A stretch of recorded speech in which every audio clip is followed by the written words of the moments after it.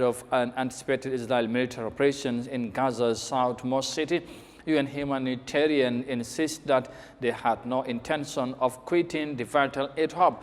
The human rights spokesperson Rafah some dissent on Monday said Israel's orders to Palestinians to evacuate part of Rafah will lead to further deaths, suffering and destruction to increase beyond already unbearable levels.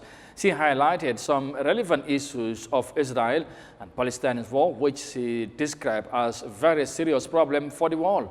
Our reporter Yahya Jammeh has the details. Amid ongoing certainty about a ceasefire in Gaza and an escalation of the military operation in southern city of Rafah, the human rights spokesperson said international humanitarian law prohibits ordering the displacement of civilians for reasons related to the conflict, unless the security of civilians involve or imperative military reasons so demand, and even then subject to strict legal requirements. According to her, failure to meet this obligation may amount to forced displacement, which is a war crime, and those that elect to thwart international law must be held accountable. Sendasan said Gaza really needed humanitarian assistance to enable citizens to survive. She observes that Gaza is still going through so many difficulties. Gazans continue to be hit with bombs, disease, and even famine. And today they have been told that they must relocate yet again as Israeli military operations into Rafah scale up. This is inhumane. It runs contrary to basic principles of international law.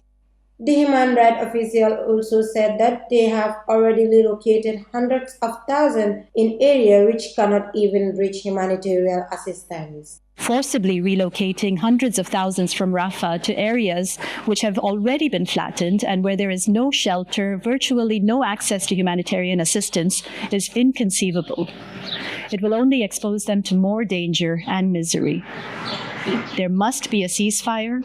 Humanitarian aid must be allowed to flow freely and at scale, and hostages and all those arbitrarily detained must be released at once.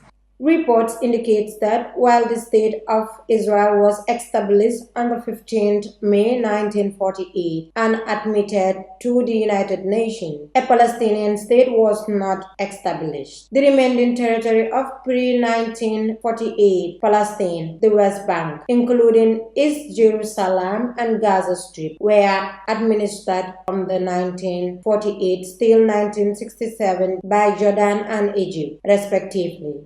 The Gaza Strip and the West Bank are two Palestinian territories that were part of the Mandate Palestine, were captured by Israel during the Six-Day War in 1967. There are over 5 million Palestinians combined living in the two territories. Reporting for Eyeafrica News, I am Yahya Jammeh.